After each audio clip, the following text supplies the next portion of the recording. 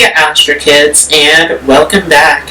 And this is a short overview of the month of June 2022, taking a look at the different planetary transits. So let's go ahead and jump right into this.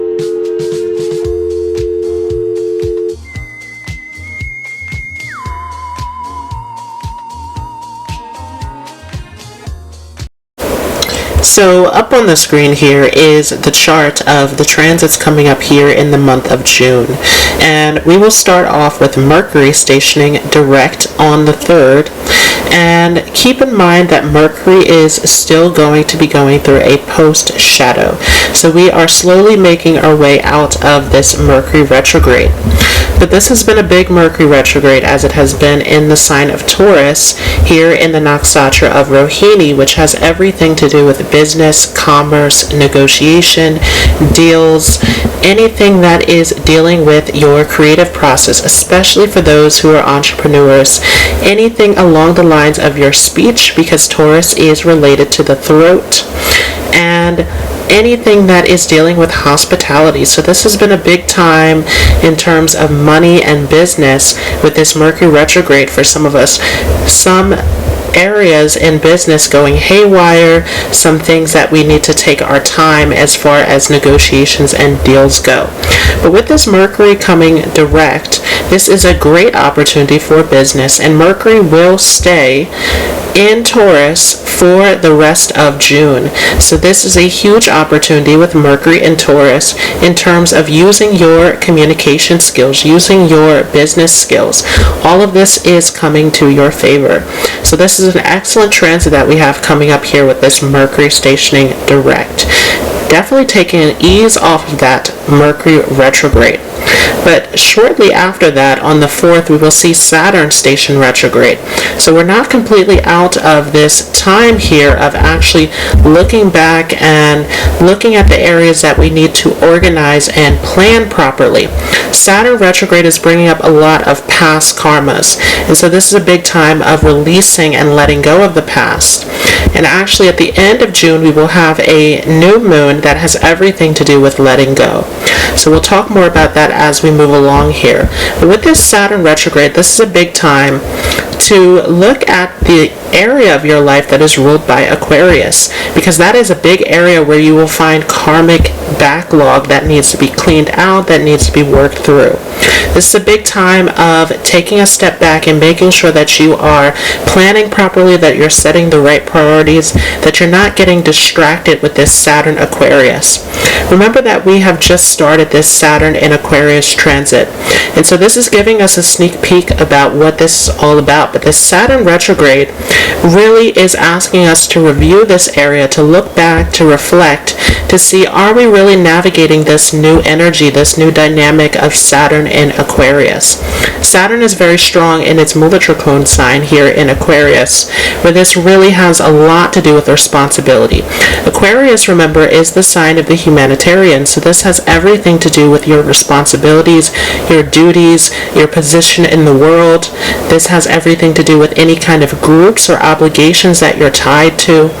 And so all of this is coming up at the moment, to look over all of these areas of your life, to make sure that you have this all together, that you're not committing to things that are not for your highest, greatest good. Now, as we continue here, on the 14th of June, we will see a full moon in Scorpio. And this is very intense because, as we know, the moon gets debilitated in Scorpio. That intensity, that passion of Scorpio does not go so well with the moon, which is looking for security. And so this is a very intense full moon where we are being asked about, once again, are we committing to things that are not of value to us? Scorpio is on that opposite side of Taurus, where they are both dealing with your values, they're dealing with your money, they're dealing with the things that you're attached to, the things that you're holding on to. And specifically, Scorpio has a lot to do with what you're holding on to within relationships. And so all of those emotional attachments that you have, taking a look at that area to make sure that everything is correct. that you're not holding on to something that you believe that will be fixed or will get better, but actually taking a look and seeing, are you holding on to something that is toxic for you, that is not good for you, that needs to be cleared out? Scorpio has everything to do with letting go of what no longer serves you. It is the Scorpion, it holds the poison, and so this is all about extracting the poison, getting the drama, the toxic energy out of your life, removing the junk that no longer serves you. And this is especially true as this will happen in the nakshatra of Jyeshta, which we'll talk about more in a future video. But this Jyeshta nakshatra has everything to do with finding deeper knowledge to get going on your spiritual journey ahead, and not holding on to these attachments that are no longer serving you, that are distracting you from your purpose. Jyeshta is the last nakshatra before we get into the third and final section of the nakshatras, which when we get into that last section, transiting over into Mula after Jyeshta, that has everything to do with our spiritual path, our spiritual calling.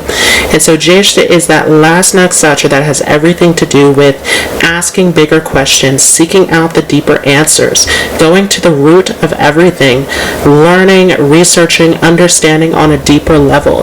This very inquisitive energy has everything to do with looking at where you are in your life and asking those deeper questions of, are these attachments really serving you? Is this really your correct place that you're in? Are you attached to the right things?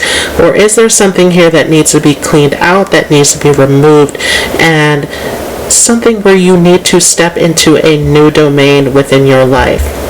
And shortly after that, on the 15th, we will see the Sun shift ahead into Gemini.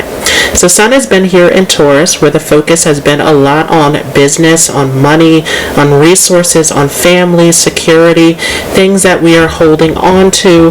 But as we move ahead into Gemini, this is a zone of exploring, of connecting, of moving ahead into the future with what you want to do with your life. And so this energy is changing significantly here as we are shifting ahead into the summer season, where there is a lot of vibrant energy that's coming in with this Sun in Gemini. Remember that Gemini is a very restless energy, very changeable, and we have the Sun, which is very much fixed and aligned with our soul calling, our purpose. And so there's a little bit of a difficulty here as the Sun comes into Gemini. Where are you getting distracted by things that aren't for you? Again, this whole theme is going to come up here in the month of June. Where are we holding on to attachments that don't serve us? Are we committing to things that are not for us? Or are we going ahead with our path in life? We will see Venus enter into the sign of Taurus here on the 17th. Venus loves being in Taurus as it is its home sign. And so as Venus comes here into Taurus, this is a great time for socializing. This is a great time for making connections, especially when it relates to business and opportunities in acquiring wealth. Once again, this Taurus energy is related to money, and this is especially true in anything that has to do with entrepreneurship, anything that has to do with using your speech, using your artistic talents to your advantage at this time. Taurus is related to the throat, so any kind of singing, acting, any kind of public speaking, this is all connected to this Venus in Taurus. And this is also a very hospitable energy. So for those of you who are working in careers that have to do with helping others, providing a service, this all is a great time with this Venus Taurus and Mercury Taurus that we will see here. As we move ahead, on the 26th, we will see Mars enter into Aries. Mars also loves being here in the sign of Aries. It is its Mula-Trikona sign, its strongest home. So Mars loves being here in Aries. And after coming out of that Pisces zone, where it was a little bit more geared towards spirituality and empathy and a little bit softer, this is a huge time where the energy is going to start to speed up. As Mars comes into Aries, we see this fast fast-paced energy of moving towards our goals, of getting things done. So for those of you who have been feeling tired, who have been feeling sluggish, who have been feeling these major blocks, this is a time here where Mars comes into Aries and everything starts to speed ahead. So this is definitely a great time to put your energy, to focus your energy into what you want to do in life. This passion, this energy, this drive coming up here at the end of June is a great opportunity. Now we will also see on the 28th here that Neptune will station retrograde. And so this is definitely a time to assess your spiritual life and your direction. Are there things that are clouding your judgment at this time? Are you getting distracted? Again, we have this Neptune happening in Pisces, where this is looking for you to move towards your spiritual path, your higher path, to move to something that is more meaningful. On the 28th, we will also see a new moon, and this is a major event of letting go. We will see this in Ardra, which is the nakshatra that has everything to do with crying and letting go. It is the star of sorrow. And as we know, Ardra has the power to make efforts. And so it is all about letting go of your pain, letting go of the past, letting go of the things that no longer serve you so that you can gain the strength to push ahead. So this is a major new moon that is bringing us into a space of empowerment where we can strive forward here.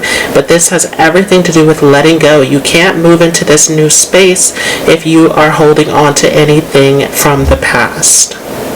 So let's go ahead and jump into the horoscope for each of your zodiac signs. And just a quick disclaimer, I am using Vedic Astrology, which is using the sidereal zodiac. So if you are coming from Western tropical astrology, this will not work for you. There is a calculator down below in the description where you can get your accurate information. Another disclaimer is that this horoscope is not going to go by your sun sign.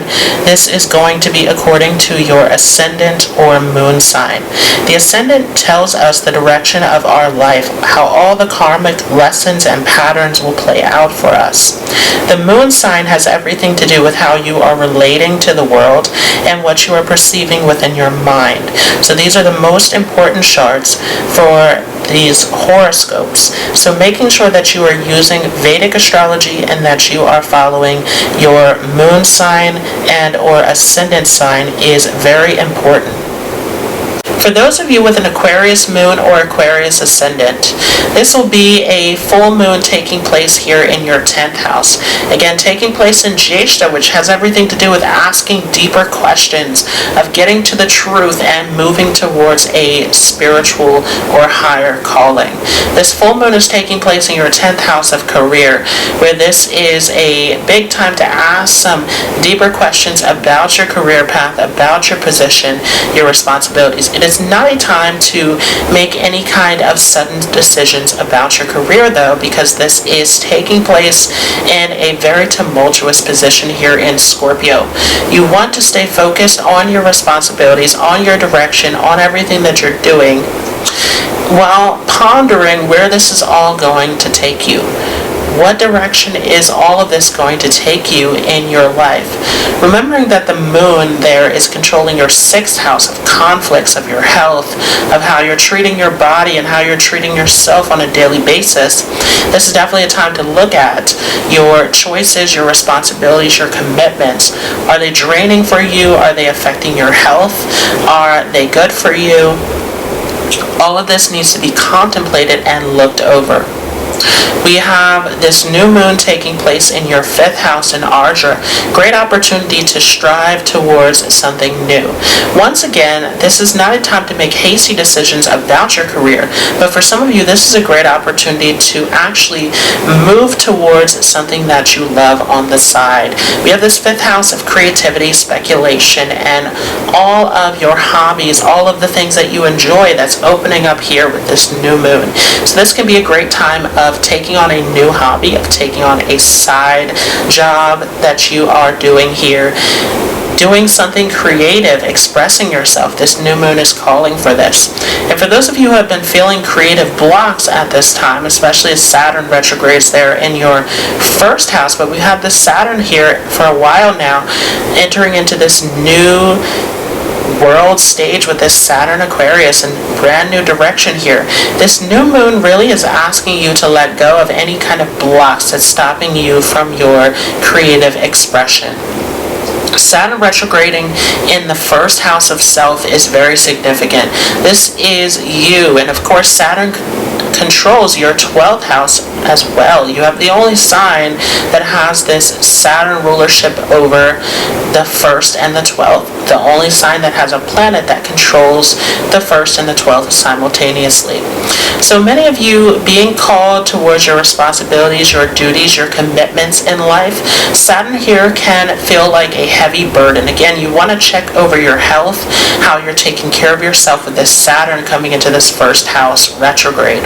This is a big time to review how you're taking care of yourself, how you are managing your direction in life. Are you taking time to manage your health properly? Are you taking time to do everything that is going to help you to be your greatest version? This Saturn is controlling your 12th house, which has to do with your sleep.